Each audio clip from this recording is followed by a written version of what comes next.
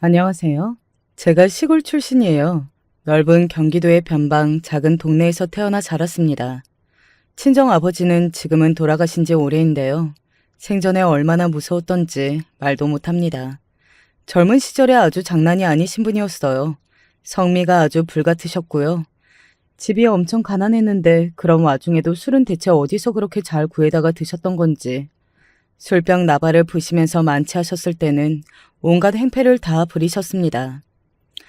근데 시골 동네에서 가난한 집이었는데 만취하신 아버지가 행패를 부리셔봤자 때려 부술 세간살이가 많기나 했겠어요. 그러니까 노상, 아버지의 손에 잡히고는 했던 것이 제 친정 어머니의 머리채였죠. 많은 분들이 그러시겠지만 제가 정말 저희 어머니만 떠올리면 가슴 한구석에 갑갑해지면서도 애달파지고 짠한 기분이 듭니다. 어머니를 떠오를 때면 따라붙는 생각을 언제나 왜 그러고 사셨을까? 라는 질문 같아요. 어째서 그렇게나 아버지한테 평생을 시달리며 사셨을까? 그게 안타까운 의문이라서 어머니만 떠올리면 아주 심란해집니다. 먹고 살기 위해서 어머니가 안 해보신 일은 없었어요.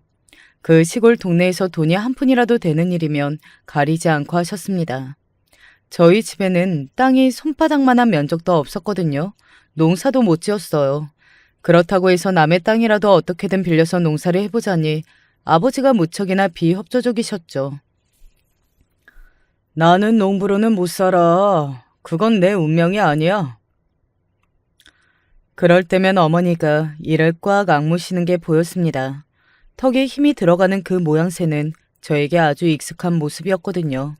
대관절 농부로 못 사신다면 뭘 어떻게는 잘 사시겠다는 건지, 그럼 당신의 운명은 대체 뭐라는 것인지, 그런 궁금증을 저 포함해서 모든 식구들이 아버지를 향하여 품고 있었을 것입니다.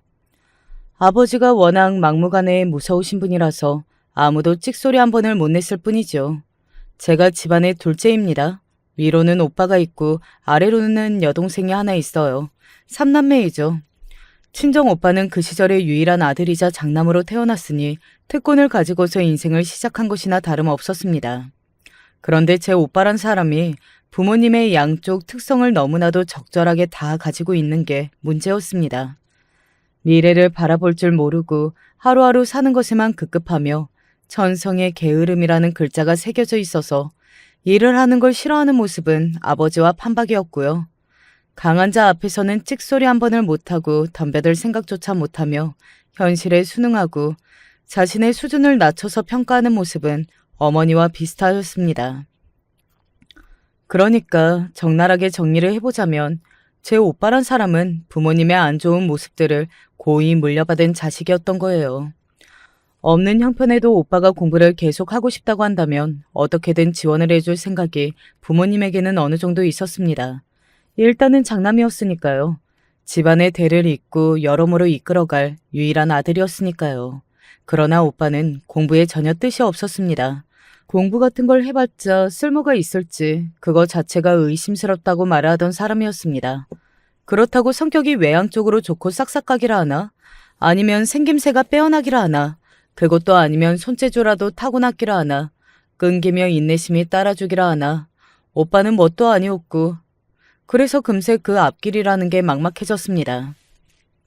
장남인 오빠가 그 모양이었으므로 자연스레 저도 불안감을 느끼게 되었죠. 듬직하게 바라볼 수 있는 등은 없었고 보기만 해도 불안하고 미덥지 못한 초라한 등판이 제 앞에 놓여 있었습니다. 저는 차라리 오빠의 그 초라한 등짝을 쳐다보지 않는 쪽을 택하고만 싶었답니다. 혼자 아들이면서 남자로 태어났으면 뭔가 기세를 부려줘야 하는 거 아닌가? 내가 오빠였다면 우리 어머니를 도와드렸을 텐데 아버지 앞에서 딱 어깨를 펴고 당당하게 맞섰을 텐데. 그저 한숨만 나오는구나. 아버지가 행패를 부리실 때면 슬그머니 자리를 피하기에만 급급한 오빠였습니다. 최소한 저는 어머니를 혼자 두고 그 자리에서 도망은 안 쳤는데 말입니다. 저는 오빠를 보면서 장난스럽지 못하고 남자답지 못하다고 생각을 했었으며 앞으로가 걱정이었는데요. 제 친정 오빠 같은 인물들의 놀라운 특징 중 하나가 밑도 끝도 없이 갑자기 어디선가 여자를 만나서 데려온다는 것입니다. 저는 저희 집만 이러는 줄 알았는데 지금까지 살면서 여기저기서 들은 이야기로는 은근하게 왕왕 있는 경우 같더라고요. 오빠가 말 그대로 어느 날 갑자기 웬 여자를 데리고 왔어요. 죄송합니다. 애가 생겼어요. 뱃속에 아기가 생긴 모양이에요. 그것도 임신한 여자를 말입니다. 고아 출신이라 가족도 없다고 하더군요. 어머니가 거의 기절을 하였고요. 아버지의 손에 오빠는 거의 죽을 뻔했습니다. 하지만 용케 안 죽었죠. 애석하게도 시간만 무참하게 흘렀고 아기는 태어났습니다. 그런데 태어난 지 한 달이 좀 지났을 때부터 아기가 아프기 시작했어요. 그러자 어느 날 아기 엄마가 집을 나갔습니다. 올 때 자기 몸만 들고 왔던 것처럼 갈 때도 자기 몸만 들고서 그렇게 호련히 사라져버렸습니다. 해가 뜨기도 전 새벽에 밭을 잠시 나가보셨던 동네의 어떤 분이 멀찍이서 보셨던 게 유일한 목격담이었는데 그마저도 없었다면 사람이 증발을 해버린 것일지도 모른다는 의심을 했을 거예요. 그 정도로 조용히 사라졌습니다. 아픈 아기는 그대로 놔둔 채 말이에요. 자기가 낳은 어린 생명을 두고 어떻게 발길이 떨어졌을까요? 그것도 그렇게나 작고 어리고 아픈 생명이었는데요. 뭐 이딴 일이 다 있냐고 하시면서 아버지는 술병 나발을 또 부셨습니다.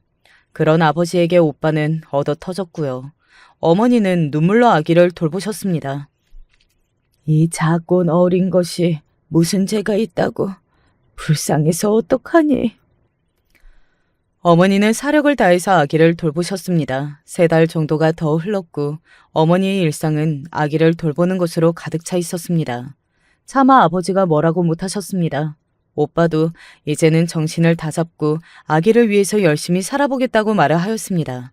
그러나 아기는 첫돌을 맞이하기도 전에 하늘나라로 떠났습니다. 하루아침에 숨을 거두었어요. 심장이 멈추자 그 작은 몸이 금세 차갑게 식더라고요. 그 충격과 상실감, 형편이 어렵고 다들 일자 무식이라 큰 병원에 가서 결국은 치료를 받게 해주지 못했다는 죄책감 등이 엄청 복잡하게 밀려왔습니다. 가족들 모두가 그때 너무 힘들었죠. 그 당시에는 그런 개념이 없었지만 요즘으로 대입을 해서 보자면 정신적인 충격을 크게 받아서 모두가 심리치료가 필요한 상태였을 것입니다. 하지만 당시에 그런 게 어디 있나요? 더군다나 시골 동네였던 것을요. 아프면 아픈 대로 아프고 고통스러운 상실감이 밀려오면 그대로 두고 허무한 마음을 달랠 길이 없어서 마음껏 반항이나 하며 그것으로 끝이었습니다.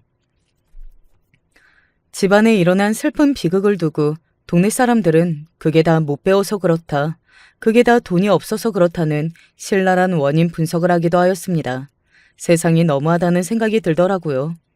오빠는 그 이후로 가만히 집에 앉아서 아무것도 안 하고 싶어 했으나 아버지가 어느 날 술이 취하셔서 발을 헛디뎌 크게 다치시는 일이 발생하자 어쩔 수 없이 자리가 있는 공장을 수소문해서 일을 다니기 시작했습니다. 아버지는 넘어지시면서 허리와 엉덩이 부근을 크게 다치셔서 수술을 받으셔야 했어요. 팔 한쪽도 몇 달씩이나 고정을 해둔 채로 지내셔야 했고요. 돈도 당연히 치료비로 많이 들었죠. 그런데 저는 그 시기에 어머니가 하셨던 말씀을 잊을 수가 없습니다. 그렇게나 자기 멋대로 구는 양반이 볼품없이 누워있는 모습을 보니까 내 마음이 편하지가 않네. 불쌍하고 안쓰러워. 어머니의 한숨소리에 맞춰서 제가 당황한 눈동자를 아무도 몰래 굴렸었죠. 누가 누구더러 불쌍하고 안쓰럽다고 하는 건지 도통 이해가 안 갔기 때문입니다. 자식을 부모가 닮을 수밖에 없다는 건 오빠가 봐도 알 수 있었습니다. 죽지 못해서 산다며 우울한 소리나 힘없이 해대던 오빠는 공장을 매일 나가다 보니까 또 그런대로 하루하루를 보내며 살고 있었네요. 오빠가 공장에서 알게 된 어떤 분의 소개로 새로운 인연을 만나서 부부가 된 것은 조금 더 시간이 흐른 후의 이야기였습니다. 그리고 저는 28의 늦가을에 결혼을 했죠. 쌀쌀한 그 시기의 날씨가 유난히 인상 깊게 남았던 것은 마음만은 나날이 따뜻해져 가고 있었기 때문일 것입니다. 제 남편이 성실하고 착한 사람이었어요. 특히나 허세, 허영심 이런 것이 없었습니다. 사람이 매사에 진실하고 솔직한 성격이었습니다. 대단한 일을 하는 건 아니었지만 자기 일에 늘 열심히 최선을 다했고요. 저는 남편의 소탈하고도 성실한 그 모습이 너무나도 좋았습니다. 남편 같은 사람하고 결혼을 하게 되어서 최고로 행복하고 만족스러웠어요. 시댁에서는 사실 처음에는 저를 못마땅하게 봤습니다. 제가 남편에 비해서는 여러모로 부족하다고 하였으며 남편이 안타깝다고 그랬어요. 하지만 제가 보기에도 그러하였거든요. 제 눈에도 그렇게 보일 정도라면 그 가족의 눈에는 얼마나 더 남편이 아깝게 보일까 싶어서 그 심정이 이해가 갔답니다. 그런 만큼 내가 더 노력을 해야겠지. 온 마음을 다해서 열심히 살아보자. 행복한 앞으로의 결혼 생활은 온전히 나에게 달린 거야. 저는 겸손하고도 겸허하게 다짐을 하며 마음을 다잡았습니다. 그리고 제 나이 30에 아들을 품에 안았어요. 아들을 낳고 나자 시댁에서 저를 바라보는 시선이 달라졌습니다. 이제는 저를 한 집안 식구로 바라봐주는 그런 느낌이 눈빛을 타고서 전달이 되더라고요. 달리 말하자면 그 이전까지는 저를 어딘가 못마땅해 하면서 약간은 이방인을 대하듯 혹은 초대하지 않은 불청객을 대하듯 그렇게 구는 게 시댁 사람이었다는 뜻이 되네요. 차라리 고약한 시집살이를 겪었다면 기분이 달랐을 것 같습니다. 그것도 아니었고 저를 묘하게 생판 나물 보듯 하면서 대면대면하게 구는 그런 지점들이 저로 하여금 주눅들게 만들었거든요. 물과 기름이 섞이지 않듯 저는 시댁과 섞일 수 없는 존재 같아서 속이 많이 아팠죠. 그런데 아들을 낳고 나니까 그런 것들이 서서히 달라지기 시작했습니다. 이것 하나만으로도 아들은 제 인생에 있어서 중요한 전환점이자 은인 같은 존재인 셈입니다. 시댁이 형편이 그렇게 넉넉하지 못했는데요. 한껏 쪼들리며 살아온 게 일상이었던 친정의 사정보다야 조금 나았죠. 비슷한 부분이 있다면 친정처럼 시댁도 왕래하며 지내는 친인척들의 머릿수가 많지 않았다는 것입니다. 그래서 명절이든 제사이든 모이는 날의 규모가 크지 않았네요. 자식은 아들 딱 하나만 낳고 키웠습니다. 아들이 5살 되던 해에 남편의 일자리 문제 때문에 멀리 다른 지역으로 이사를 가게 되었죠. 그 바람에 시댁과 자주 보고 사는 노릇은 못하게 되었답니다. 결혼한 이후로 친정에는 특별한 때가 아니면 거의 들르는 법이 없었기 때문에 친정 쪽은 굳이 거론할 필요도 없었고요. 이사를 간 곳에서 남편은 전보다 더욱 조건이 좋은 일을 하게 되었습니다. 커가는 아이를 보면서 남편도 안정적으로 일을 다니는 그 생활이 참 좋았습니다. 지금도 저는 그때가 제 인생에서 가장 무난했던 나날로 기억을 합니다. 하지만 아들이 중학교에 입학하기 직전 제 남편이 다니던 곳이 하루아침에 문을 닫아버렸습니다. 말 그대로 하루아침에 그렇게 된 경우였어요. 어땠는가 하면 남편이 여느 때처럼 출근을 했더니 일터의 분위기가 이상했던 것입니다. 어수선했고 관리자들의 자리에는 물건이 남아있지 않았죠. 사장을 비롯해서 관리자 몇 명은 회사가 이제 돌이킬 수 없는 상황에 온 것을 당연히 알고 있었고 그걸 직원들에게 전혀 말하지 않은 채로 태연하게 지내다가 야반도주를 했던 것입니다. 관리자 몇몇이라고 함은 사장의 친척이었고 오랜 지인이었습니다. 한마디로 가족 회사였던 건데요. 그래서 자기들끼리만 살겠다고 도망을 갔습니다. 남편을 비롯한 근로자들은 아무도 임금을 받지 못했죠. 남편은 2개월치 임금을 떼어 먹힌 것보다도 하루아침에 예고도 없이 일자리가 사라진 게 미치도록 허무하고 의리 하나 없는 놈들 밑에서 일을 해온 게 눈물나게 후회가 돼서 돌아버리겠다고 하였습니다. 열심히 산 것뿐인데 내 자리를 지키면서 항상 최선을 다했을 뿐인데 왜 이런 일이 벌어졌을까? 내가 그 사람들에게 대체 뭘 잘못을 했다고 이래? 당신은 잘못한 거 없어. 그냥 그 사람들이 나빴을 뿐이고 당신이 재수가 없게 잘못 걸렸던 것 뿐이야.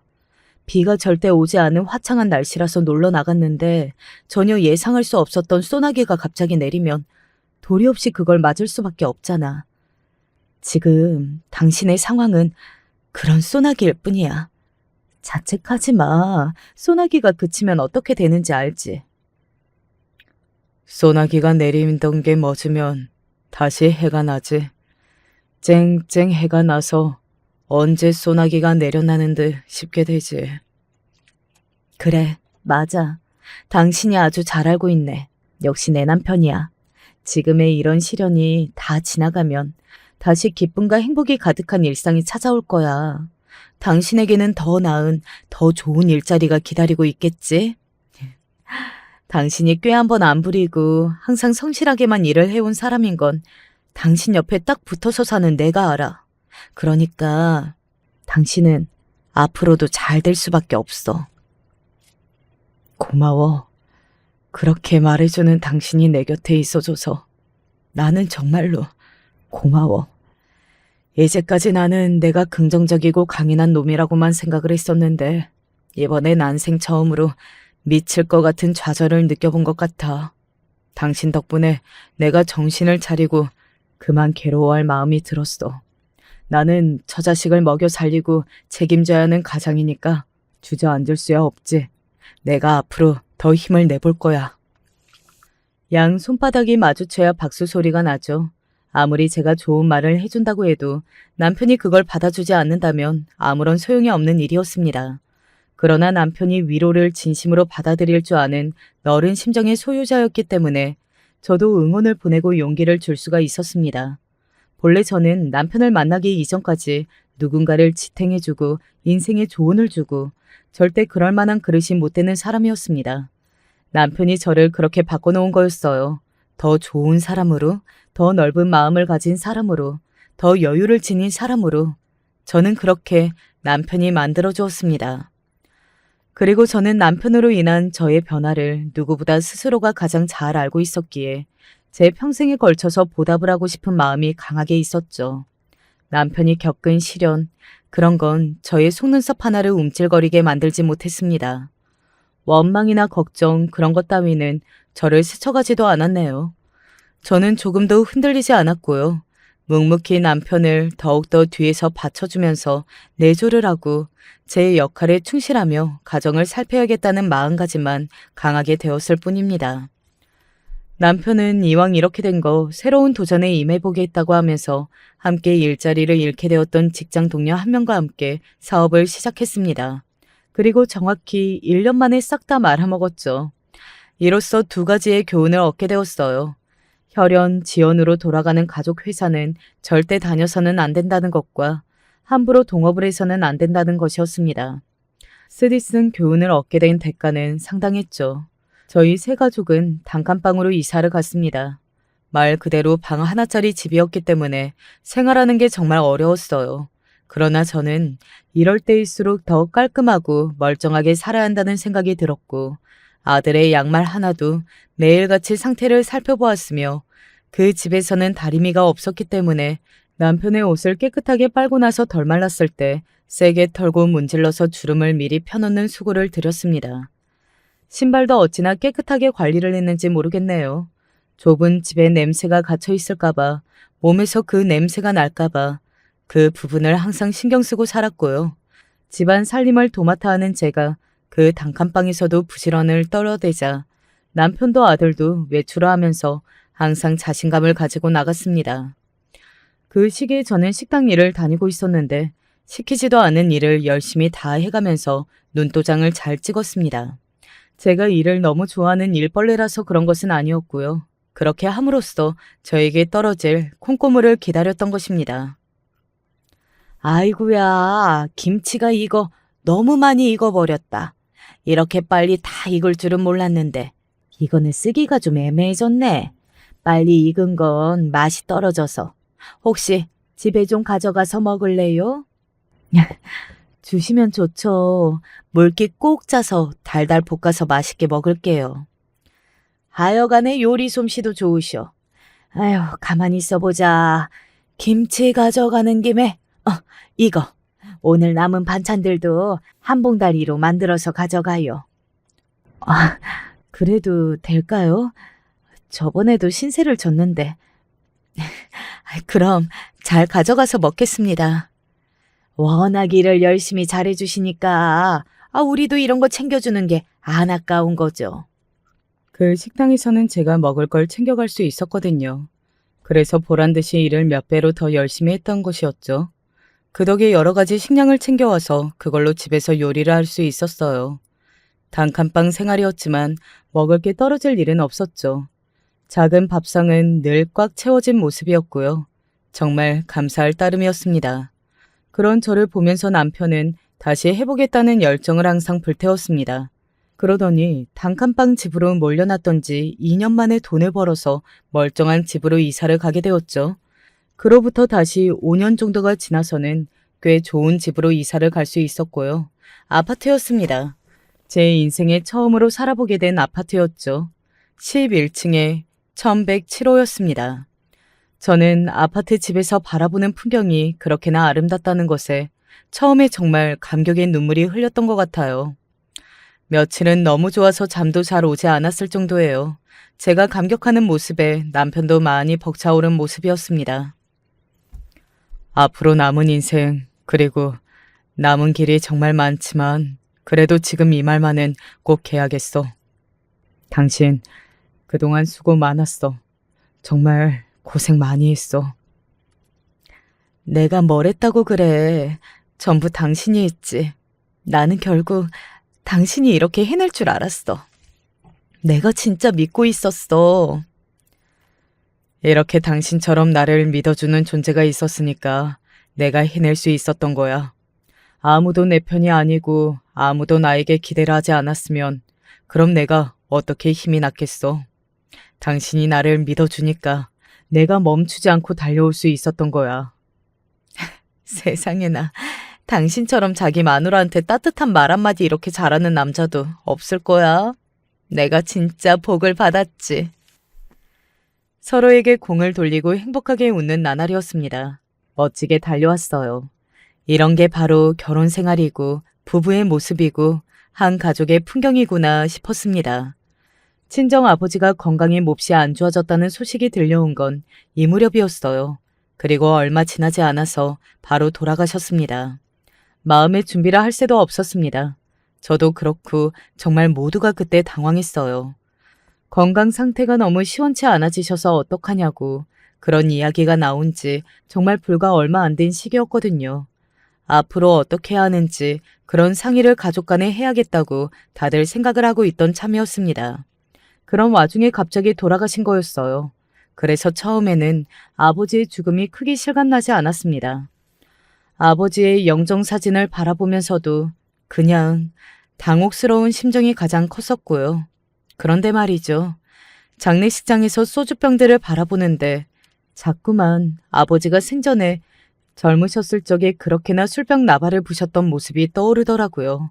가진 것도 능력도 아무것도 없으시면서 폭군처럼 군림하려고 하셨던 아버지의 옛날 그 모습이 떠오르면서 아, 이랬던 분이 이제는 영영 이 세상에 존재하시지 않는구나 이런 생각이 들었고 그제서야 아버지가 영원히 돌아가셨다는 게 비로소 실감이 났습니다.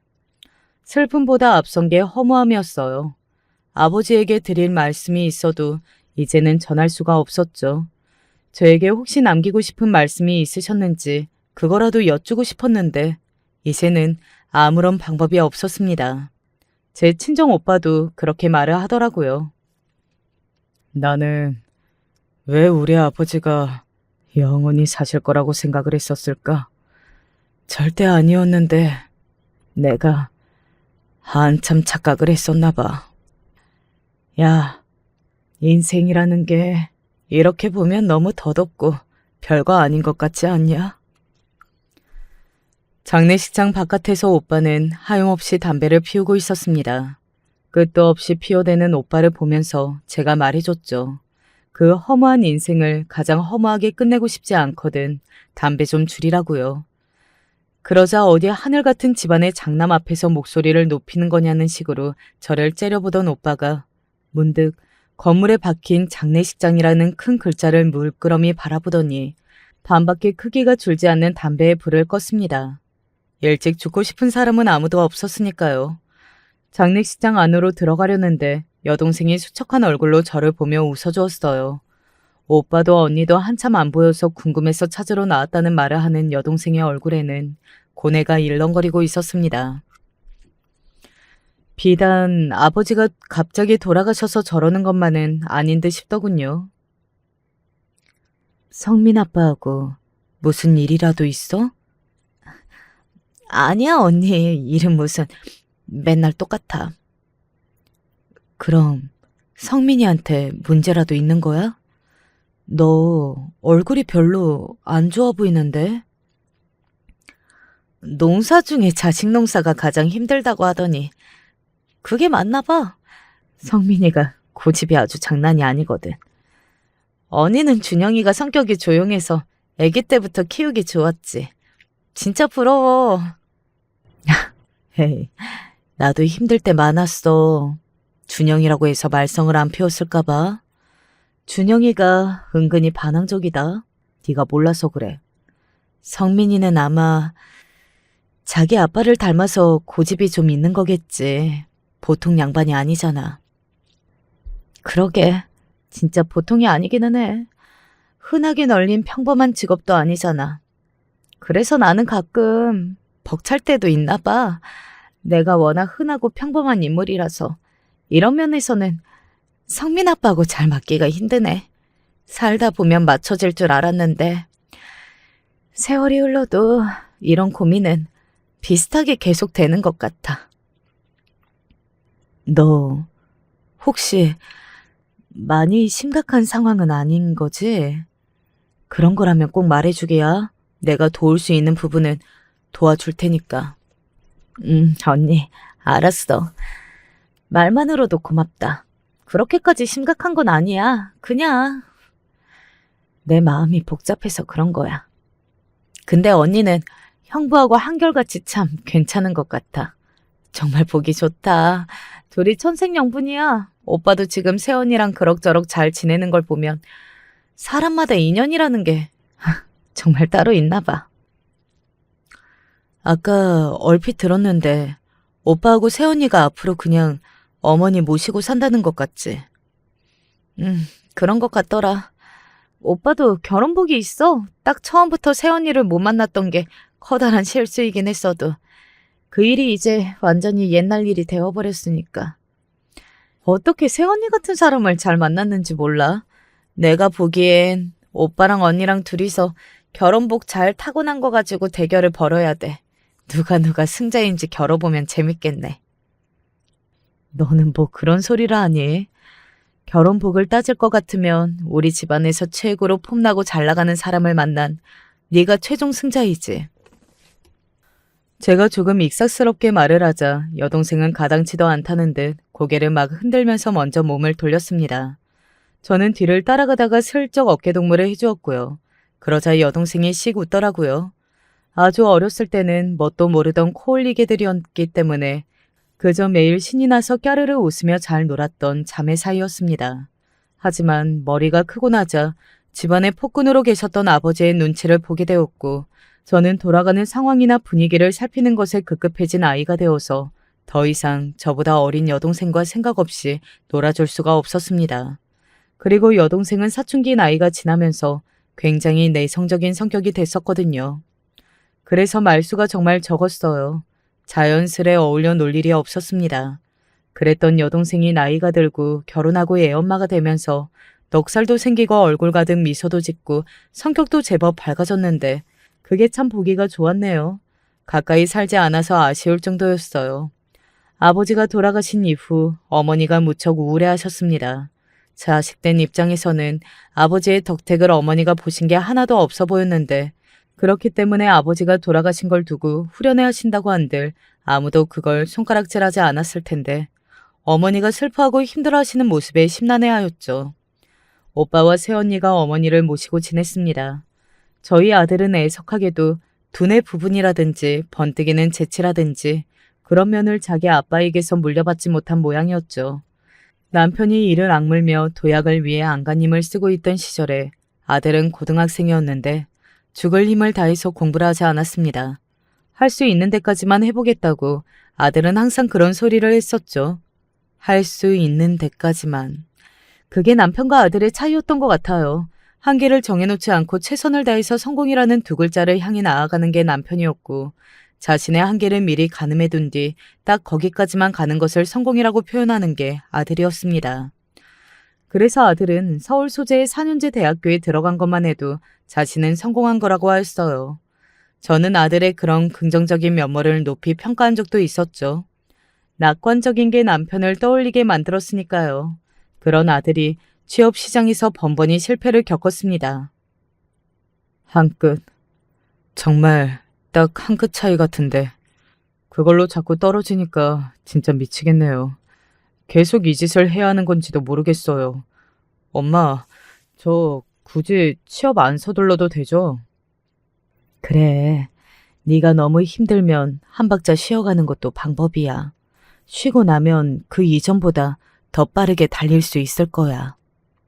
그렇겠죠. 근데 꼭 빠르게 달리고 싶지는 않아요. 느리게 걸어도 어쩌면 취업을 잘할지도 모르는 일이잖아요. 네 말이 맞다. 하지만 그러다가 나이가 차버리면 네가 나중에 그걸 두고 후회할까 봐 나는 그게 걱정이야. 그건 그렇네요. 이 짓을 너무 오래 하다가는 괜히 나이만 먹을 테니까요. 근데 그렇게 되면 아빠라는 믿을 구석에 제 앞에 짠 나타나지 않겠어요? 저는 아빠가 그동안 열심히 잘 사셨으니까 그걸 좀 믿고 있어도 될 것 같아요. 아유, 저는 대관절 이 녀석이 누구를 닮아서 일어나 싶었는데 그런 생각이 들 때마다 혹시 돌아가신 친정 아버지를 제 아들이 닮은 걸까봐 되게 신경이 쓰였어요.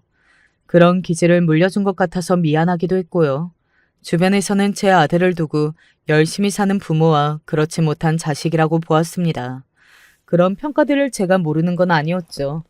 요즘 젊은 애들은 부모한테 기대어서 살려고만 한다는데 그런 전형적인 예시가 바로 저희 집 아들이라는 소리를 들어본 적도 있는걸요. 하지만 이제 와서 반성의 의미로 고백을 하자면 그런 소리들은 남의 집의 이모저모에 관심이 많은 심심한 사람들이나 하는 헛소리이기 때문에 신경이 쓸 가치가 없다고 여기면서 제 아들을 두둔하기에 바빴습니다. 온통 가시투성이 몸이지만 고슴도치에게는 자기 새끼가 그렇게나 예뻐 보이는 법이잖아요. 저도 그랬어요. 아들이 좀 부족하다고 한들 제가 아들에게 실망을 할 수는 없었습니다. 엄마로서 제가 더 잘해야 한다는 생각뿐이었죠. 그래서 아들이 결국은 썩 그렇게 좋지 못한 일자리를 잡았을 때에도 백수보다 100배 낫다고 하면서 어깨를 두드려주기에 바빴습니다. 그만하면 최고로 훌륭한 거라고 했더니 아들의 얼굴이 환하게 밝아졌었죠. 역시 엄마하고는 얘기가 통한다니까요. 아빠는 자꾸 저한테 기대를 하시는 것 같아서 불편하고 부담스러웠는데 역시 엄마가 최고입니다, 최고. 저는 속으로 아이고 이 녀석아 라는 소리가 저절로 나왔지만 겉으로는 인자한 미소나 지어주었죠. 남편은 제가 자식에게 물러도 너무 무르다고 하였습니다. 부만의 자식인 것처럼 싸고 도는 것과 뭐가 다르냐면서 제 태도를 두고 한숨을 쉬기도 했었죠. 자식 다 키워놨어도 여전히 힘이 드네. 왜 그렇게 자식의 마음이 내 마음 같지가 않을까? 당신 또 내가 준영이한테만 너무 무르다고 그 이야기 하려고 지금 운을 띄운 거지? 내가 다 알아. 이 사람아, 잘 알면 좀 잘해보고 그래. 사내 녀석이 배포도 있고 그래야지. 언제까지 그러고 살 건지. 당신이 물으니까 그 녀석이 누울 자리 보고서 발 뻗는 거야. 그래도 내 새끼인 걸 어떡해. 한없이 잘해주고 싶은 마음인데 이걸 어쩌겠어. 아무래도 안 되겠어. 다음 생에는 내가 당신의 자식으로 태어나야겠어. 당신 밑에서 태어나는 게 이제 보니까 최고로 좋은 팔자인 것 같네. 뭐라고? 누가 그렇게 해준대? 정말 웃기고 앉아있어. 남편이 박자를 타면 저는 거기에 응수해서 얼른 장단을 맞추었죠. 서로를 밉지 않게 흘겨보면서 그렇게 한마디씩 주고받고 나면 어느새 입가에는 웃음이 그려져 있었습니다. 아, 그렇게 살아온 세월이었습니다. 남편과 100년 해로를 할 수 있었다면 얼마나 좋았을까요? 하지만 남편에게 주어진 시간이 저보다 훨씬 짧았더라고요. 딱히 별다른 이상 징후를 느끼지 못했건만 검진을 받아왔더니 몸 상태가 안 좋았습니다. 얼마나 안 좋았는가 하면 마음의 준비를 해야 할 정도였어요. 제가 강인하고 담대해져야 한다고 머릿속으로는 생각을 하면서도 속절없이 눈물이 왈칵 쏟아지고 말았었죠. 성실하게 살아온 제 남편이 오래오래 살지도 못하고 남들은 90세, 100세를 바라보며 산다고 하는데 그 나이를 한참 못 채우고 떠난다는 게 너무 불쌍해서 견딜 수가 없었습니다. 저는 날벼락을 맞아 주저앉아 있었고 아들은 자기 아빠가 시한부라는 게 안 믿기다고 무섭다면서 울었습니다. 그 가운데서 남편만 오히려 덤덤할 뿐이었죠. 끝까지 가장의 역할을 다하던 사람이었네요. 아들은 남편이 떠나기 전에 얼른 결혼을 하고 싶다고 했습니다. 아들이 2년 넘게 만나오던 여자친구가 있었거든요. 저도 그 존재를 알고 있었고 막연히 두 사람이 결혼까지 갈 수 있겠다고 생각을 해오던 참이었어요. 빨리 결혼식을 올리고 싶다고 성화를 부리는 두 사람을 막을 수가 없어서 그렇게 해주었습니다. 솔직히 저도 아들의 결혼식에 남편이 참석을 했으면 싶은 욕심이 있기도 했고요. 후딱 날을 잡아서 올린 결혼식 때 남편의 컨디션이 무척 좋았고 그래서 그 자리에 모인 모두가 감사의 눈물을 흘렸습니다. 며느리도 그날 무척 아리따웠어요. 며느리는 제 아들과 달리 형제가 많았습니다. 무려 5남매인데 며느리가 그 중에서도 막내예요. 게다가 늦둥이어서 사돈 내외가 연세가 많았습니다. 참고로 그분들은 멀리 시골에 살고 계셨고요. 며느리는 절대 시골 생활을 할 수 없다고 하면서 고등학교 때부터 큰 도시로 나왔습니다. 자기 친정 언니의 신혼집에서 얼굴에 철판을 깔고 3년을 살았다고 해요. 대학을 서울에 나왔고 직장도 이쪽에서 잡았으며 계속 자취 생활을 하고 있었어요. 직장은 제 아들보다 좀 더 괜찮은 곳을 다녔고요. 그리고 제 아들보다 며느리가 4살 연상이었습니다. 이걸 두고 아들은 궁합도 안 보는 4살 차이라고 하면서 얼마나 신나게 떠들었는지 모른답니다. 이왕이면 둘이 아이도 낳고 기르는 그런 모습을 남편이 다 보고 갈 수만 있다면 좋겠다는 생각을 제가 했었는데요. 너무 말도 안 되는 욕심을 부렸나 봐요. 남편은 아들을 장가 보낸 후에 곧장 얼마 지나지 않아서 갑자기 상태가 악화되었습니다. 그 뒤로는 컨디션의 회복을 겪은 적이 없이 나빠지기만 하다가 세상을 떠났습니다. 힘없는 모습으로 저를 향해서 먼저 떠나서 미안하다고 그렇게 말을 남겨준 남편의 마지막 모습을 눈으로 담기 위해 저는 눈을 크게 부릅뜬 채로 눈물을 흘렸어요. 제가 죽는 그날까지 영원토록 남편의 마지막 순간을 잊지 않을 작정이었네요. 매사에 심각하거나 진지하지 않고 조금 철이 없어서 그런지 마음도 여린 제 아들이 너무 많이 슬퍼할까봐 그게 걱정이었어요. 자기 아빠라는 최고의 믿을 구석이자 기둥을 잃어버린 것이었으니까요. 구슬프게도 우는 아들의 곁을 며느리가 지켜주고 있었습니다. 듬직해 보이더라고요. 결혼시키기를 정말 잘했다는 생각이 들었어요. 남편을 떠나보낸 뒤 일상으로 돌아왔는데 전혀 이전 같지가 못했습니다. 뭘 해도 그냥 멍하게 넋을 놔버리게 되었어요. 즐거움이 뭔지 행복해서 웃는다는 게 뭔지 헷갈렸습니다.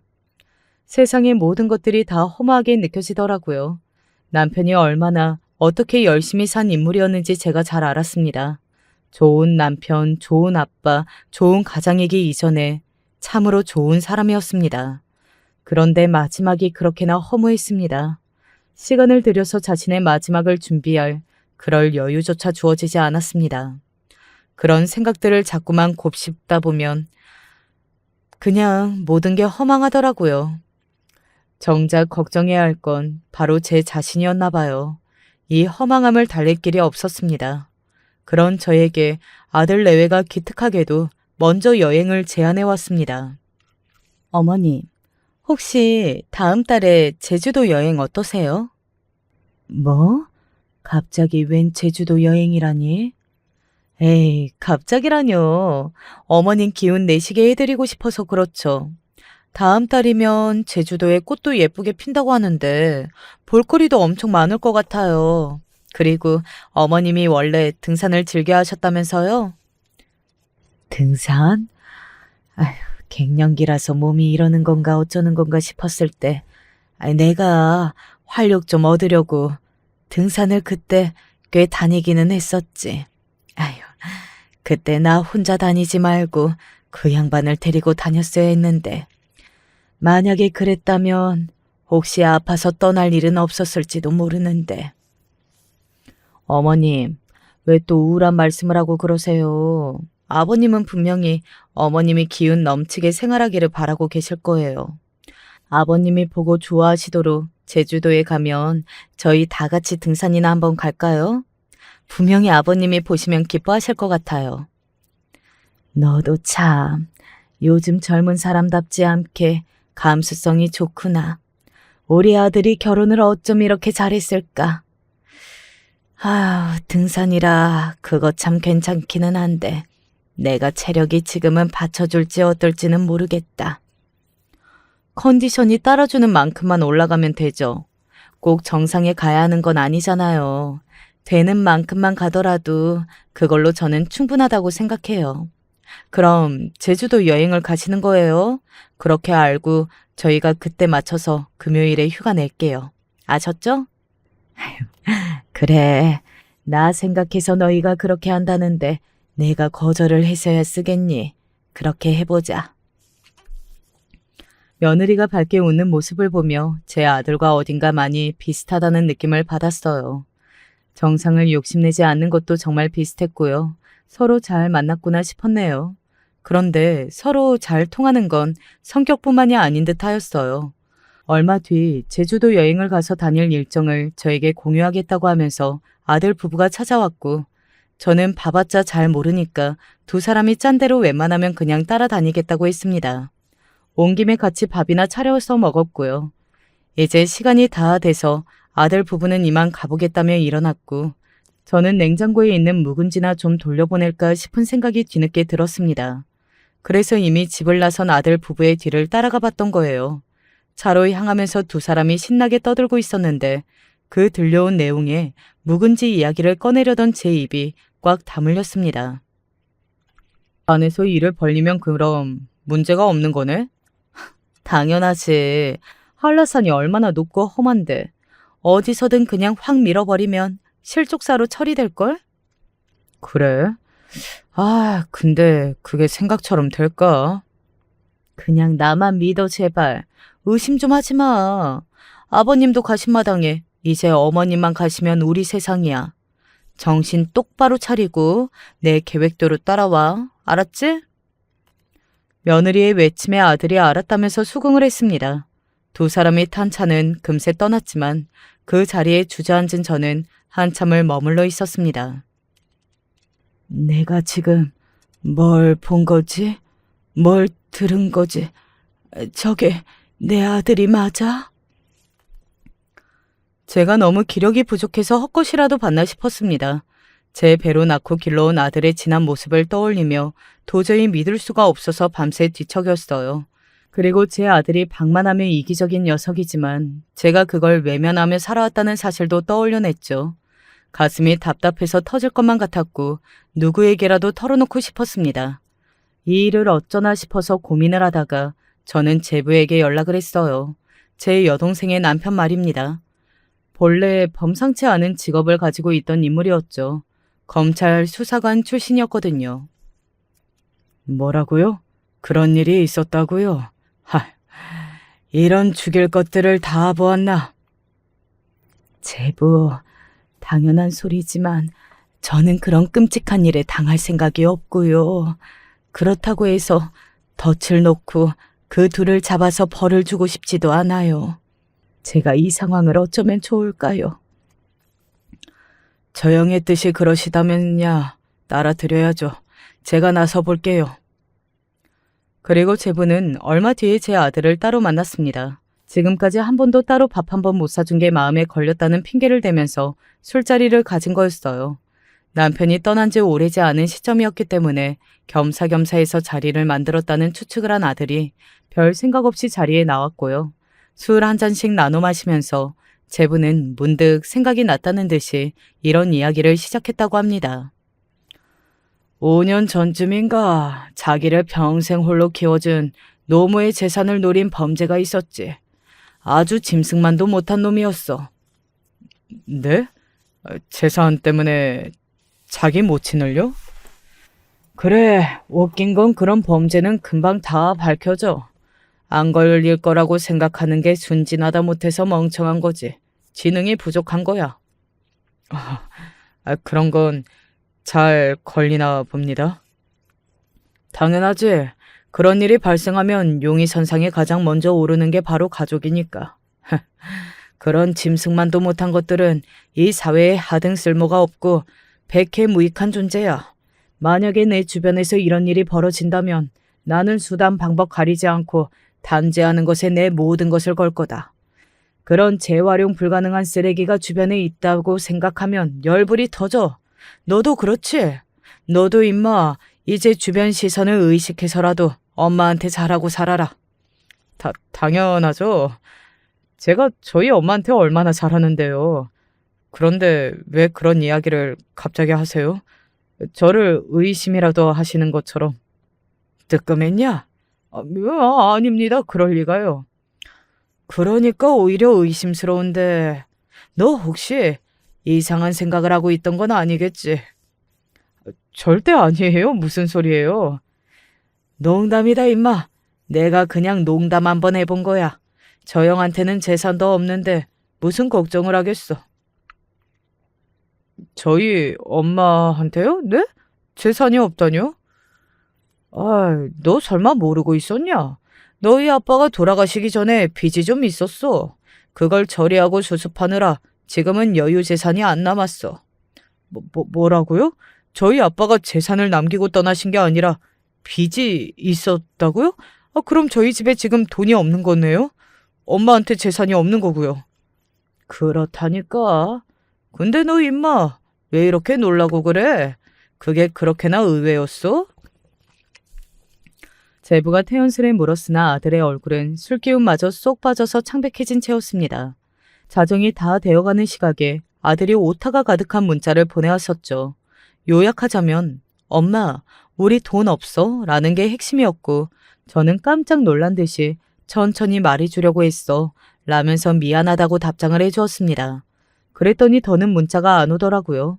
깊은 한숨이 계속 나와서 잠도 거의 못 잤습니다. 이틀이 흘렀고 며느리한테서 제주도에 가는 날 시간을 어떻게 맞추면 좋겠냐고 연락을 했어요. 그랬더니 며느리가 짜증을 내더군요. 죄송한데요. 제주도에 못 갈 것 같아요. 회사에 일이 좀 생겨서요. 뭐? 이렇게 갑자기 말이냐? 그럼 일이 갑자기 생기지 느리게 생기나요? 저 바빠서 전화 끊을게요. 와, 이렇게 태도를 바꾸더라고요. 기가 막혔습니다. 심란하고 슬펐던 것도 다 잊혀졌고 갑자기 제가 열불이 터졌답니다. 그 덕에 기운은 났네요. 그게 화가 난 기운이기는 했지만요. 남편이 떠난 이후로 내내 흐릿흐릿했던 정신머리가 드디어 맑아지는 기분이 들었어요. 제부는 제 아들에게 애들러 따끔한 경고를 하는 것과 재산 이야기를 해준 것도 모자라서 며느리를 경계해야 한다는 사실도 말을 했더라고요. 자꾸만 이렇게 하자 저렇게 하자 내 말을 따라야 한다 이런 식으로 강요를 하고 자꾸만 작당 모의를 하자며 부추기는 여자한테 잘못 넘어간 남자들의 말로는 하나같이 비참하고 초라하기 이를 데 없었다면서 본인이 봐온 사리들만 해도 수두룩하다면서 제부가 실감나게 이야기를 하자 별 생각 없이 며느리가 하자는 대로 다 끌려가고 있었던 제 아들의 머릿속에 의심이라는 두 글자가 피어올랐고 이렇게 사는 게 맞는 건가 하는 본질적인 의문도 들었던 것입니다. 며느리 입장에서는 알고 보니까 제가 재산도 안 들고 있는 데다가 제 아들이 갑자기 날카롭게 나오니까 엄청 짜증이 났겠죠. 결국 두 사람은 혼인기간 1년을 못 채우고 이혼을 했습니다. 그리고 저는 과거와 달라졌어요. 엄마, 저 너무 힘들어요. 앞으로 어떻게 살아야 할지 모르겠어요. 힘들어도 어쩌겠어. 살아야지. 못 살 것 같으면 죽어야 하는 게 인생이지. 엄마, 저 진짜 힘들다니까요. 나한테 자꾸 말해봤자 뭘 어떡해. 내가 네 인생을 대신 살아줄 수 있기를 아니 뭐를 아니. 그렇게 징징거릴 시간에 죽도록 열심히 뭐 한 가지를 해볼 생각이나 하려. 저의 단호하고 차가운 면모를 마주한 아들은 망연자실했습니다. 하지만 저는 속이 후련했네요. 아들이 괘씸해서라도 절대 무르게 굴지 않을 작정이었습니다. 그리고 제가 심적으로 방황을 하고 있느라 허둥지둥하던 그때 슬기롭게 저를 도와준 제부에게 너무 고마웠죠. 그래서 저도 제부를 도와줬어요. 사실 제부하고 제 여동생이 부부 사이가 썩 좋지는 않았거든요. 서로 너무 다르기에 안 맞는 부분들이 많았죠. 나이가 들면서 그런 것들이 많이 사라졌으나 이제는 오랜 세월 깊이 패인 골 때문에 서먹해져 버린 관계였습니다. 제가 그 사이에 들어가서 적극적으로 중재를 하고 서로가 올곧게 마주할 수 있도록 도와주었어요. 작은 계기 몇 번으로도 금세 좋아질 수 있는 게 부부 사이라는 것을 저는 제부와 여동생을 보면서 실감을 하였고 흐뭇해졌습니다. 그러면서 제 남편이 더욱 보고 싶어졌네요. 당연하게도 재산이 없다는 말은 제부가 꾸며낸 거짓이었습니다. 저는 제부의 조언을 받아서 재산을 따로 정리해둔 뒤 아들이 추적할 수 없도록 잘 보관을 해놓았고요. 돈도 있고 사지가 멀쩡한데 남은 인생을 즐기지 못할 이유가 뭐 있을까 싶어서 지금은 하루하루를 즐겁게 보내는 중이에요. 아들은 제가 고이고이 아껴가면서 혼자 그렇게 취미생활이나 소박하게 하며 사는 줄로 착각 중이고요. 제가 용돈을 달라고 그럴까봐 항상 벌벌 떨면서 회사 생활하고 있답니다. 제 아들의 그 착각을 저는 앞으로도 절대로 풀어주지 않을 작정이네요. 안녕하세요. 저는 가슴이 탁탁 막히는 날들을 살고 있는 60대 여성입니다. 살면서 힘든 일은 왜 이렇게 한 번에 찾아오는 건지 도저히 저로서는 살아갈 방법을 알 길이 없네요. 이렇게 하소연이라도 해봅니다. 우리 부부는 딱히 주변과 비교했을 때 크게 다를 것 없이 그저 열심히 살기만 했던 부부였습니다. 그리고 그 중에 아들을 하나 두고 있었고 이 아이도 너무나 착하게 잘 자라주었고요. 점점 커서 대학도 가고 직장도 다니고 결혼만 하면 되는 상황에 있었어요. 저는 모든 게 순풍에 돛닿듯 순조롭게 흘러가고 있다고 생각했고 어딜 가나 사람들은 우리 아들을 칭찬해 주었기에 내심 자랑스러웠어요. 그러던 어느 날 대체 왜 이런 일이 그날 일어나야 했는지 아직도 이해가 가지 않는 사건이 발생했습니다. 장을 보고 집에서 가족들 먹거리를 챙기고 있던 저에게 전화가 걸려왔어요. 모르는 번호로 걸려왔길래 무슨 일인가 하고 받았는데 내용을 듣는 순간 저는 그만 기절하듯 그 자리에 주저앉고 말았습니다. 윤수 씨 가족이신가요? 여기는 병원입니다. 지금 아드님이 큰 사고를 당하셨으니 빨리 와주십시오. 소스라치게 놀라 손을 바들바들 떨면서 도통 말을 이어갈 수가 없었어요. 저는 뭐라고 답을 해야 했던 건지도 모르겠고 그 자리에서 옷을 챙겨 입고 정신을 잃은 사람처럼 뛰어나갔어요. 병원에 도착해서 아들의 모습을 본 순간 저는 그저 통곡하는 수밖에 없었습니다. 사랑하는 자식이 온몸에 붕대를 감고 얼굴 구분조차 힘든 상태로 입원해 있는 것을 본다면 어떤 어미가 맨정신으로 그 자리에 멀쩡히 서 있을 수 있을까요? 윤수야, 눈을 떠봐라. 저는 그저 소리내어 목이 찢어지도록 우는 수밖에 없었습니다. 자라면서 한 번도 폐를 끼쳐본 적 없는, 제 속 썩여본 적 없이 착하게 자라주었던 내 아들. 생각만 해도 눈물이 떠오르는 그런 애였는데 차라리 다치면 제가 이렇게 다치는 게 나았을 거예요. 모든 엄마라면 제 마음이 어떤 마음인지 아실 겁니다. 뒤늦게 남편이 허겁지겁 병원으로 달려왔어요. 어떻게 된 거야? 선생님, 우리 아들 어떻게 된 건가요? 아무것도 못하고 아들 옆에 주저앉아 있는 저를 일으키면서 남편이 다급하게 의사 선생님에게 상태를 물었습니다. 저는 그 내용을 듣고 결국 기절하고 말았어요. 도저히 정신을 추릴 수가 없는 우리 아들에게 있어서는 안 되는 상황이었기 때문이에요. 목숨은 겨우 건졌지만 하반신은 쓰기 힘드실 겁니다. 마비라고 보시면 됩니다. 저는 그 말을 듣고 머릿속으로 어지럽게 뭔가 줄이라도 잡아보려고 가진 생각을 다하다가 그만 정신을 잃어버렸네요. 나중에 겨우겨우 일어나서 들어보니 3중 추돌 사고가 났고 그때 차 안에 타있던 우리 아들은 정신을 잃고 그대로 끌려나와 응급실로 수송되었다더군요. 사고 난 사람들도 전부 처참한 상태였고 의사 선생님 말로는 목숨을 건진 것 자체가 기적이라고 말할 정도였어요. 이 정황을 듣고 우리 부부는 부둥켜 안고 울며 계속 아들 곁을 지켰고 그렇게 시간을 보냈어요. 날이 갈수록 이 상황을 받아들이는 수밖에 없다. 그야말로 목숨을 건진 것만으로 그냥 납득하고 살아가야겠다는 결론을 내렸고요.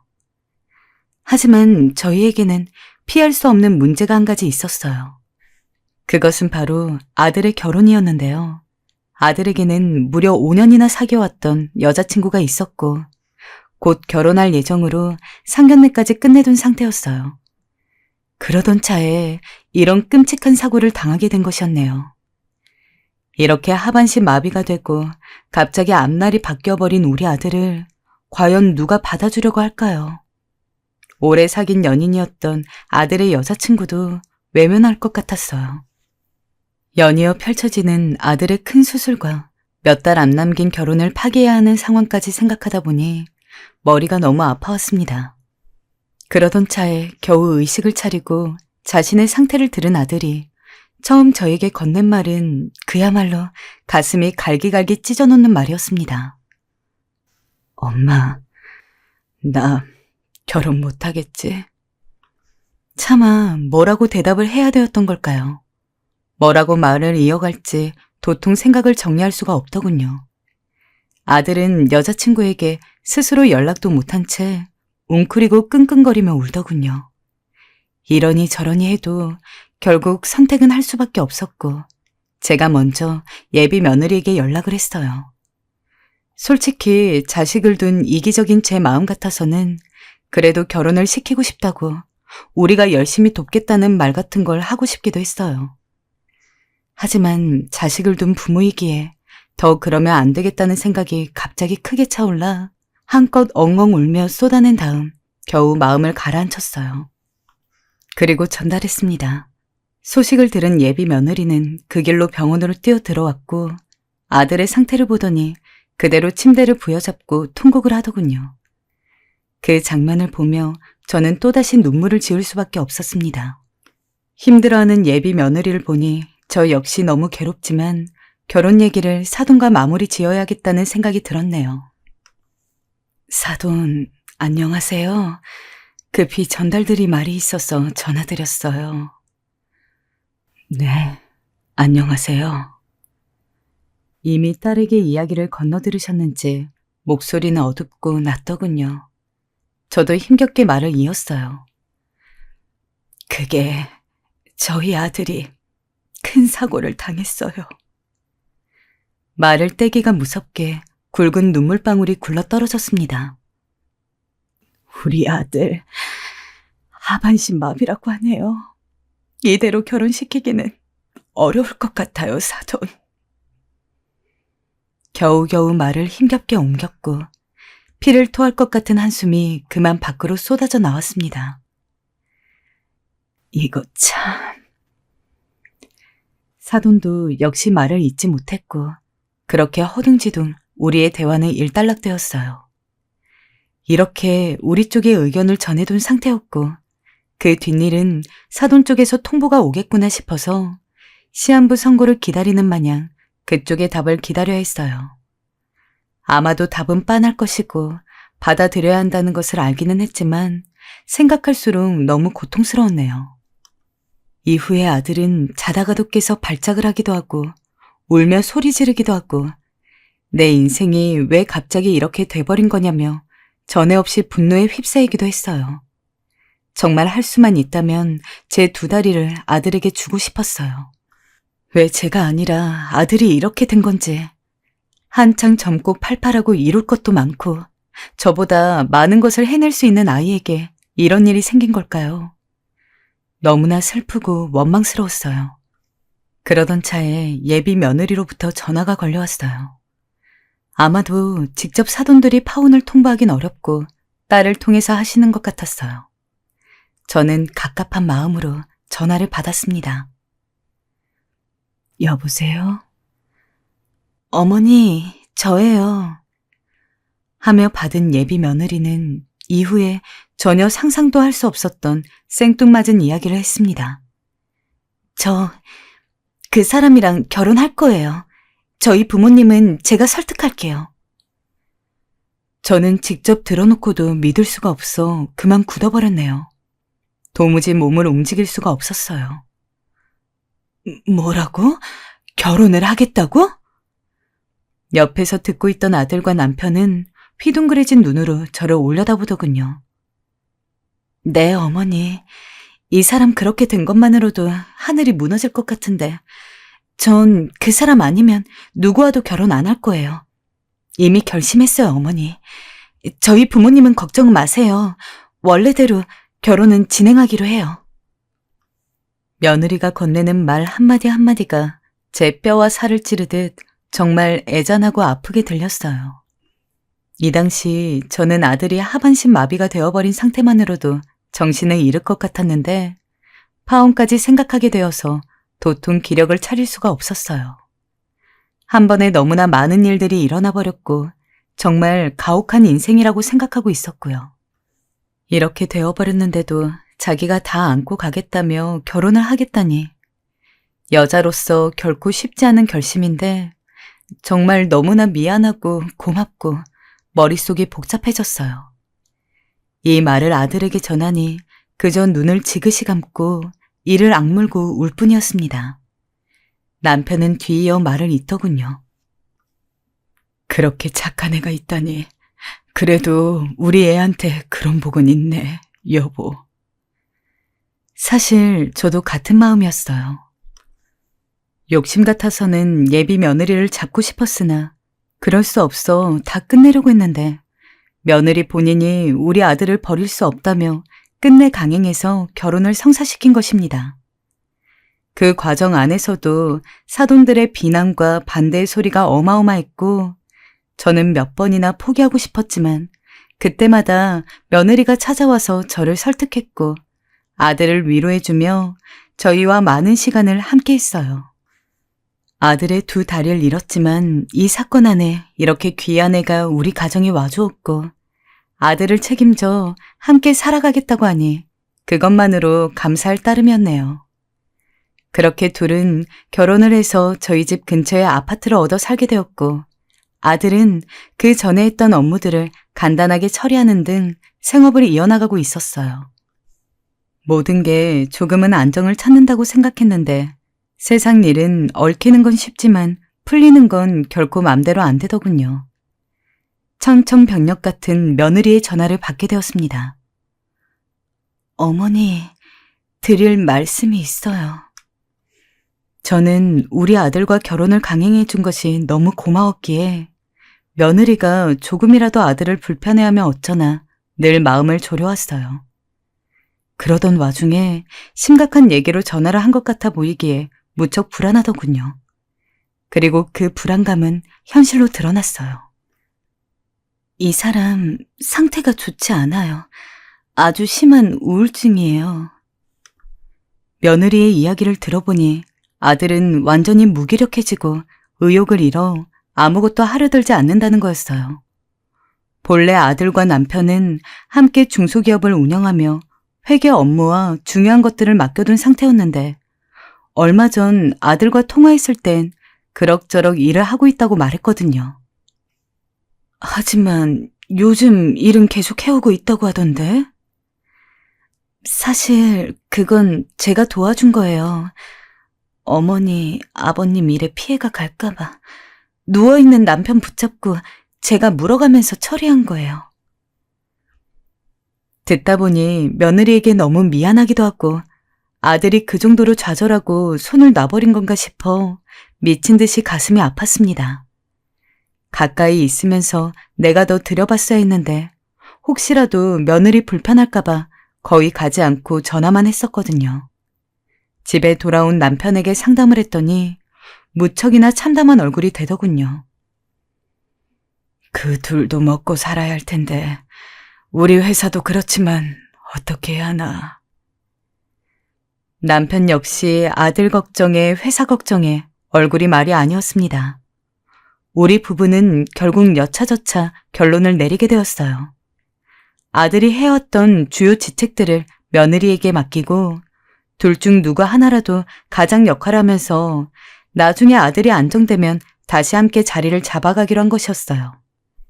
아들은 충분히 일어설 시간이 필요했던 것 같고 며느리는 우리의 제안을 받아들이고 즉시 남편의 회사에 출근하게 되었습니다. 꼬박꼬박 일을 배우면서 열심히 의지를 하고 따라다니는 며느리를 보면서 얼마나 고마웠는지 모릅니다. 남편 역시 어렵게 키워낸 회사를 자식에게 온전히 맡기고 싶었지만 이제 가족이나 마찬가지인 며느리가 든든하게 힘이 되어주니까 무척 기특해 했어요. 얘야, 참 고맙구나. 우리 아들과 결혼해준 것만으로도 고마운데 이렇게 일도 해주고 내가 너에게 뭘 해야 할지 그저 내가 복이 많은 사람이라 생각하고 있단다. 아니에요, 어머니. 제가 복이 많죠. 어머니 같은 분을 시어머니로 모시게 되었으니까요. 회사 일도 너무 재밌고 보람도 있어요. 이 일도 곧 일어날 테니까 걱정하지 마세요. 그래. 알겠다. 고맙다. 그 와중에도 며느리는 우는 저를 다독여 주었습니다. 정말 내 딸이면 좋겠다 싶을 만큼 참 속이 깊은 아이였죠. 늘 제게 안부 전화를 먼저 걸어주고 가끔은 저희 집에 찾아와 건강식품을 내려놓고 가고 그런 며느리가 참으로 고마웠습니다. 하지만 아들은 그 와중에도 정신을 못 차리더군요. 며느리의 얼굴빛이 어느 날부터인가 안 좋아지기 시작했어요. 얘야, 혹시 무슨 일 있니? 걱정이 되어서 말이다. 혹시 윤수가 정신을 못 차고 있는 거야? 네, 어머님. 걱정하실까봐 말씀 안 드리려고 했는데 예전보단 그래도 나아지긴 했는데 여전히 밖에 나가려 하지도 않고 밥도 안 먹으려 해요. 이걸 어쩌면 좋으니. 저절로 한숨이 나왔습니다.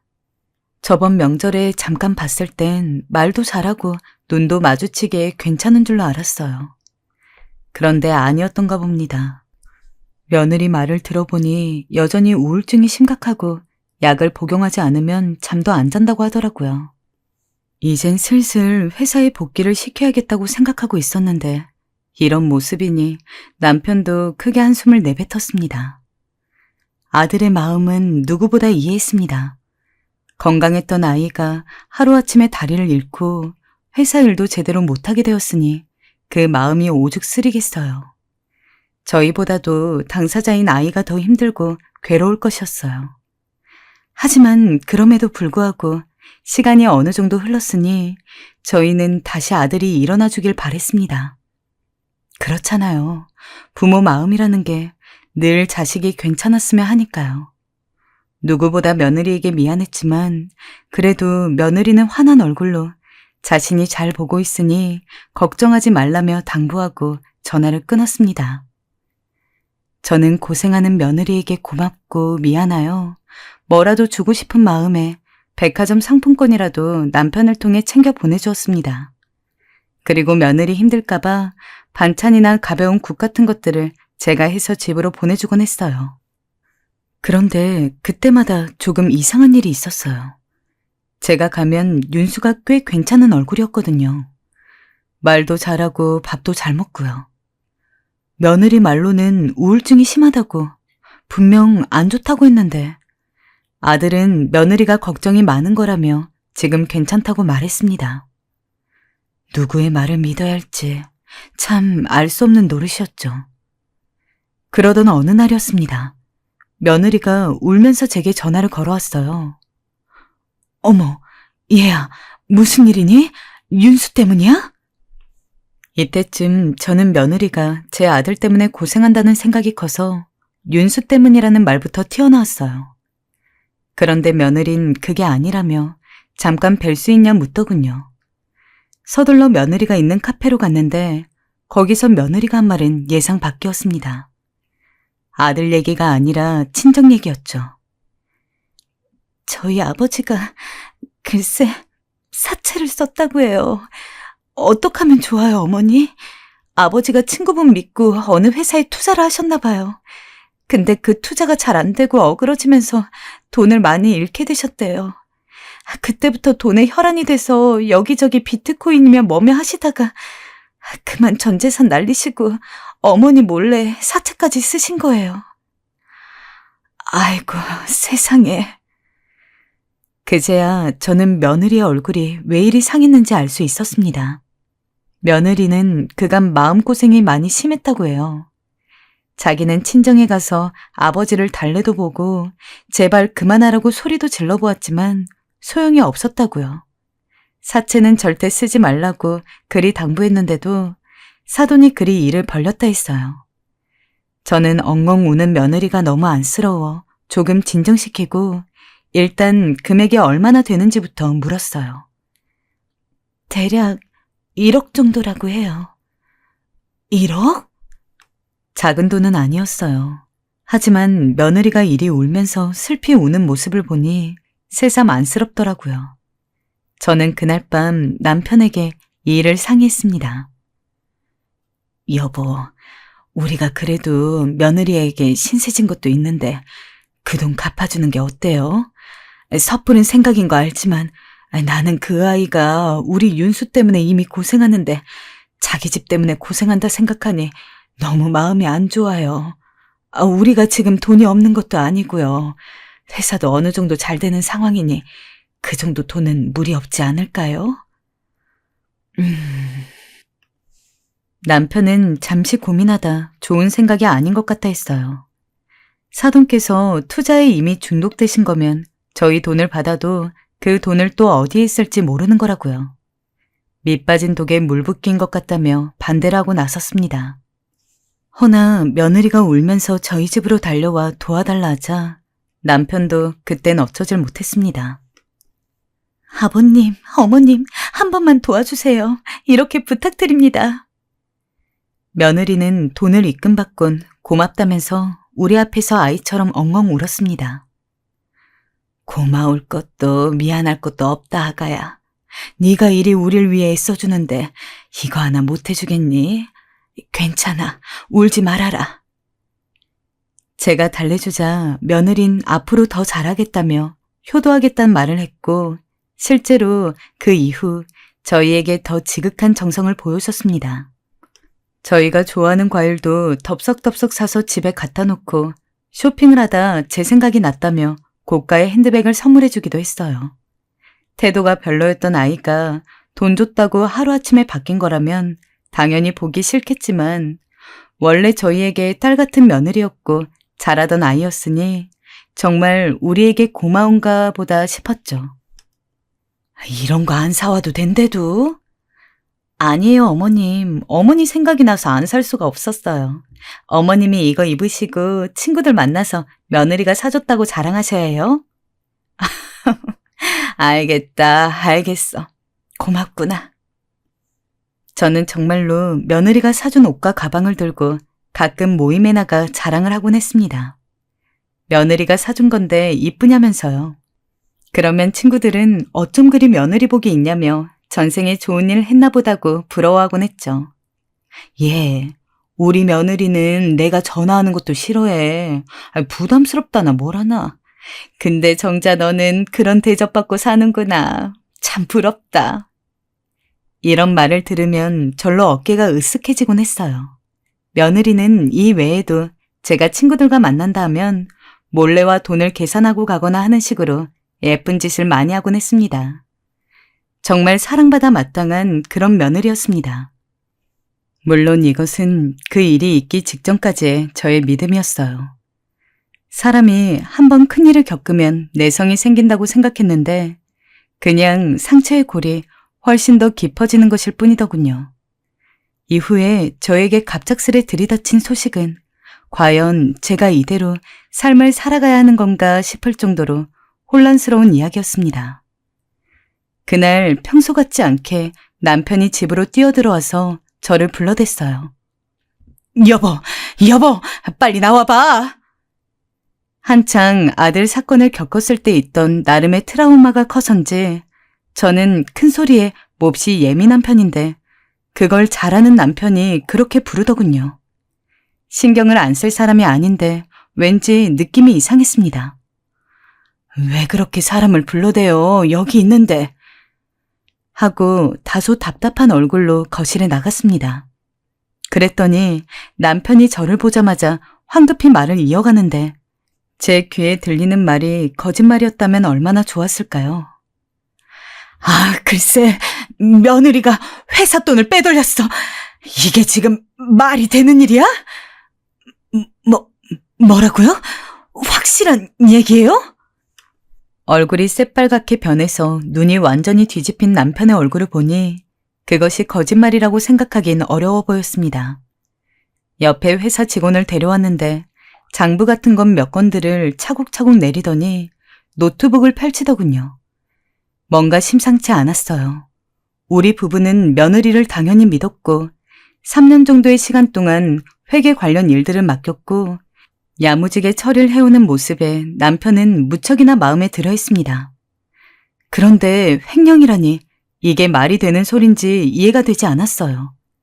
그런 제 모습을 눈치챘는지 남편과 같이 따라온 직원이 말을 하더군요. 사모님, 송구스러운 이야기지만 이걸 봐주십시오. 하면서 직원은 노트북으로 문서 여러 가지를 보여주고 장부나 자료들을 갖고 와서 며느리가 횡령을 했다는 증거들을 보여주었어요.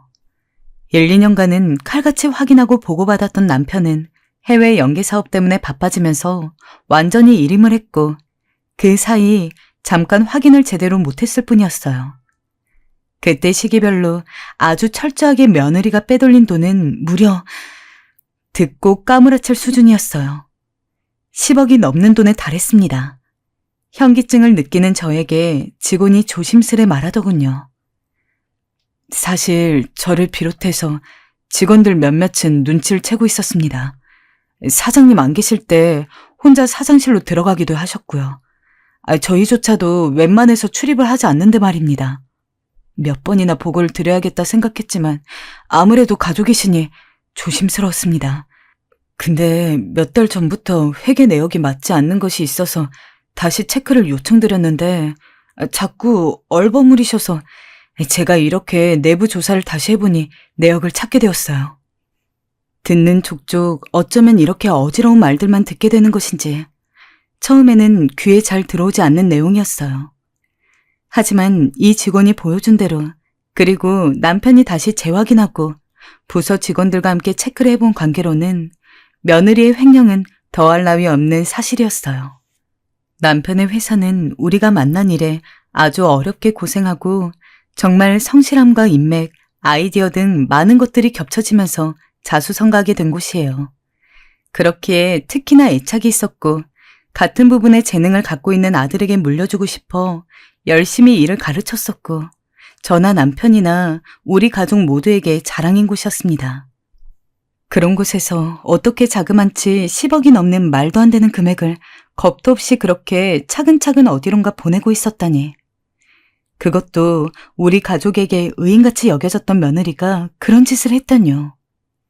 저는 귀를 막고 비명을 지르고 싶은 심정이었어요.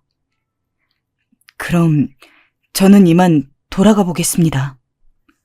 직원은 종이로 된 자료들은 그대로 참고하시라며 두고 일어서더군요. 한참 남편과 저는 말없이 그대로 거실에 서 있다가 저는 그대로 안방에 들어가 주저앉았어요. 그리고 며느리에게 전화했습니다. 당장 집으로 오거라. 무슨 일이세요, 아버님? 오라면 와. 오면 알게 될 테니까. 평소에 저는 절대 며느리에게 저런 식으로 말하지 않습니다. 며느리도 놀랐는지 허둥지둥 집으로 뛰어 들어오더라고요. 얼굴빛이 하얗게 질린 게 무슨 일인진 벌써 예상을 하는 듯 했습니다. 어머니, 무슨 일이세요? 목소리가... 이거 보거라. 저는 회사 직원이 넘겨준 회계 조작 자료들을 며느리에게 내밀었습니다. 어리둥절한 얼굴로 받아보는 며느리를 보면서 사실 이 모든 게 꿈이길 바라는 마음도 있었습니다. 하지만 며느리 입에서 나온 말은 제 분노를 더 끌어내기에 충분했네요. 어머니, 죄송해요. 솔직히 그 자료를 보면 아니라고 빠져나가기도 힘들어 보이는 정확한 횡령 증거가 있었습니다. 사실은... 며느리는 무슨 할 말이라도 더 남았는지 제 눈치를 보더니 어렵게 말을 꺼냈습니다. 횡령의 사실만큼 충격적인 말이었어요. 아미래요, 어머니. 저도 모르게 입을 벌리고 며느리를 쳐다봤어요. 말기라고 하네요. 저번에 월차 며칠 썼던 것도 병원에 다녀온 거예요, 어머니. 언제 말씀을 드려야 할지 몰랐어요. 가망이 없다고 하네요. 치료도 소용없다고 하고요. 얼마 전에 며느리가 어딘가 다녀오겠다고 했던 것이 기억나기도 했습니다. 따로 볼 일이 있는가 했는데 병원에 간 것이었다뇨. 이런 사정이 있었다는 것을 들으니 견딜 수 없이 마음이 복잡해졌어요. 근데 이것이 횡령과 무슨 상관이었던 걸까요? 사실 어머니도 아시겠지만 우리 부모님이 결혼 반대도 많이 하셨고 제가 따로 말은 안 했지만 저랑 연락을 끊으신 지 오래되셨어요. 이렇게 암 말기에 접어든 딸을 아시면 가슴이 찢어지실 것 같아서 부모 먼저 두고 가는 자식으로서 제가 얼마라도 챙겨드리고 싶었어요. 정말 죄송해요. 면목이 없습니다. 한마디 한마디 듣는데 저도 불의의 사고를 겪은 자식의 어미로서 이 말은 너무나 가슴이 아팠습니다. 사실 횡령 사실을 저에게 증언했던 직원은 아무리 가족이라고 해도 이 부분은 심각하게 다뤄야 한다고 했고 저도 나름의 각오를 하고 있었어요. 하지만 이런 사정을 듣고 나니 도저히 소송이니 뭐니 하는 것들을 진행할 수 없겠더군요. 하반신 장애를 겪고 나락에 떨어지려는 우리 아들과 결혼해준 며느리이고 이제 몹쓸병에 걸려 암 말기에 있다뇨. 비록 납득할 수 없는 엄청난 짓을 저질렀지만 우리 아들이 방황했듯이 며느리 역시 제정신이 아니었구나. 그 와중에 자기 엄마 아빠 생각이 났나 싶어 무척 마음이 괴로웠습니다. 허나 남편은 저와는 생각이 달랐어요. 소송은 진행해야지. 아무리 그 아이가 우리에게 은인이고 내 아들을 돌봐주었다 해도 어떻게 회사 돈을 횡령할 생각을 해? 우리도 그간 며느리한테 못해준 거 아니잖아. 가족처럼 대해주고 필요할 때 도움까지 주었는데. 당신, 우리가 사돈댁한테 해준 돈 기억 안 나? 그건... 남편은 저희가 며느리에게 준 도움을 하나하나 끄집어내었습니다. 사실 남편의 말도 맞았어요. 저희가 며느리 집안이 어렵다는 걸 알고 가뿐한 말도 없이 큰 돈을 턱 내주었고 그 뒤에도 제게 손 내미는 사돈 집안을 모른 척하지 않았죠. 그런데 참 이런 일이 있으니 도저히 어떻게 해야 할지 머리가 멍해지더라고요. 하지만 결국 우리 부부는 한참을 고민하다가 며느리의 횡령을 덮기로 했습니다. 암 진단까지 받은 며느리에게 소송을 걸기엔 저도 남편도 마음이 찝찝했거든요. 그리고 일단은 우리 아들을 돌봐주려 했던 그 마음을 생각해서라도 현재 몸이 아픈 며느리의 상황을 우리가 조금은 견뎌보자고 생각했어요. 배신감도 상당했고 힘들었지만 정말 타는 듯한 가슴을 참으며 꾹꾹 눌러가며 덮어보자고 마음을 먹었어요. 암 말기라고 하니 한편으로는 한창 젊은 나이에 서글픈 상황이다 싶기도 했고 될 수 있는 한 일단은 며느리의 치료가 마무리가 잘 되길 바랐어요. 그래서 나름의 인맥을 동원해서 괜찮은 병원들을 찾아보고 있었습니다. 그렇게 며칠을 지나고 있는데 어느 날부터 며느리와 연락이 되지 않았습니다. 괜찮은 병원이 있다 하여 알려주려고 연락한 건데 전화를 받지 않자 뭔가 이상하다는 생각이 들었어요. 마침 며느리와 친한 회사 동료가 있다 해서 그 사람 핸드폰으로 연락도 해보았지만 여전히 받지 않았습니다. 걱정이 되기도 했지만 왠지 모르게 마음 안에 불안감이 엄습했고 남편에게 알렸더니 역시 같은 생각이었어요. 결국 안 되겠다 싶어 사돈에게도 알리고 빠르게 찾아보던 중 그 과정에서 놀라운 사실을 알게 되었습니다. 네? 암 말기라고요? 기겁하는 사돈들의 반응을 보니 어이가 없었습니다. 전혀 몰랐던 사실이었고 그런 낌새를 비춘 적도 없고 돈도 모르는 일이라는 것이었어요. 저 사채를 쓰셨다고 하던데 혹시 그럼 그것도 사실이 아닌 건가요? 네? 사채요? 사돈은 전보다 더 놀란 얼굴이 되었습니다. 전혀 사실이 아니라면서 며느리가 대체 왜 그런 말을 한 건지 모르겠다고 하더군요. 저는 슬슬 감이 오기 시작했습니다. 거짓말, 회삿돈 횡령, 암 말기 진단, 이 모든 게 하나로 묶이면서 며느리가 어떤 사람인지 도대체 어떤 짓을 저질렀는지 알겠더군요. 남편도 저도 화를 억누를 수가 없었습니다. 저흰 며느리가 사돈처녀인 여동생네 집에 가 있을 수도 있다고 해서 바로 그 길로 쫓아갔습니다.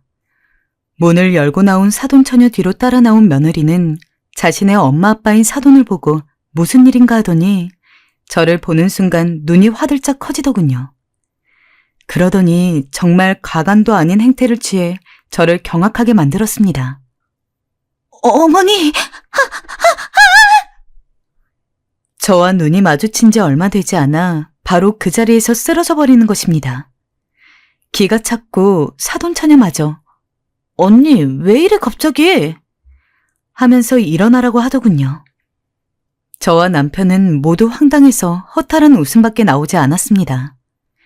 이젠 웃음까지 나오게 되는 이 경우를 정말 어떻게 해야 되는 건지 답이 없더군요. 저는 곧바로 며느리가 묵고 있던 집 안으로 들어갔습니다. 돌진해서 들어가 보니 예상대로 했습니다. 집 안엔 온갖 비싼 술병이 나부라져 있고 명품 쇼핑백이니 새 상품 박스들이 즐비해 있었어요.